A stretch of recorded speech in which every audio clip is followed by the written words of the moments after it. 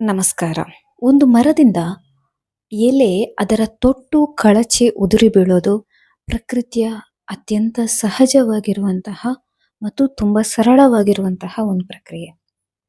ಹಾಗೆ ಉದುರಿ ಬಿದ್ದ ಎಲೆ ಆಮೇಲೆ ಎಲ್ಲೆಲ್ಲಿ ಹೋಯಿತು, ಹೇಗೆಲ್ಲ ಸಂಚರಿಸಿತು, ಬಾನೆತ್ತರ, ಬಯಲ ಬಿತ್ತರ, ತರಗೆಲೆಗಳ ಗುಂಪಿನಲ್ಲಿ, ಇರುವೆಗಳ ಪ್ರೇಮದಲ್ಲಿ, ಹೀಗೆ ಅದು ಎಲ್ಲೆಲ್ಲ ಹೋಗಿರಬಹುದು ಅನ್ನುವಂತಹ ಒಂದು ಶೋಧದ ಮೂಲಕ ಕಾವ್ಯವನ್ನ ತುಂಬ ಕಲಾತ್ಮಕವಾಗಿ ಕಟ್ಟಿರುವಂತಹ ಒಂದು ಕವಿತೆ ರಮ್ಯಾ ಕೆ.ಜಿ. ಮೂರ್ನಾಡ್ ಅವರ ಆ ಎಲೆ ಅನ್ನುವ ಕವಿತೆ.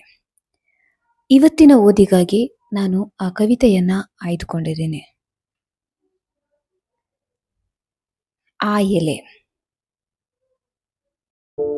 ಉದುರಿತು, ಗಾಳಿಗೋ, ತೊಟ್ಟ ಗಾಯಕ್ಕೋ, ಬಿಡುಗಡೆಯ ಆಸೆಗೋ, ಇರುವೆಯನ್ನು ದಡ ಸೇರಿಸುವ ಹಕ್ಕಿಯ ಹಂಬಲಕ್ಕೋ ಎಲೆಯೊಂದು ಉದುರಿತು. ಕಣ್ಣ ಮಾತು ಕೇಳಿಸದಷ್ಟು ಕಿವಿಡು ಈ ಹುಡುಕಾಟದ ಹೆಜ್ಜೆಗಳಿಗೆ, ಕ್ಷಣ ನಿಂತು ಗಮನಿಸದ ಜರೂರತ್ತು. ಏನಾಗಿರಬಹುದು ಎಲೆ? ಗಾಳಿಯ ಕೈ ಹಿಡಿದು ಬಾನೆತ್ತರ, ಬಯಲ ಬಿತ್ತರ, ತಡೆಯೊಡೆದು ತರಗೆಲೆಗಳ ಗುಂಪು ಸೇರಿಕೊಂಡಿತು. ದಡಕ್ಕೆ ಈಜಿ ಇರುವೆಯ ಪ್ರೇಮದಲ್ಲಿ ತಣ್ಣಗೆ ಬಿದ್ದುಕೊಂಡಿತು. ಹಾಲು ಬಣ್ಣದ ನೆತ್ತರ ನೆಕ್ಕಿ ಕುಡಿದು ಮೂಸಿ ಗಾಯಗಳ ಸವರಿಕೊಂಡಿತು.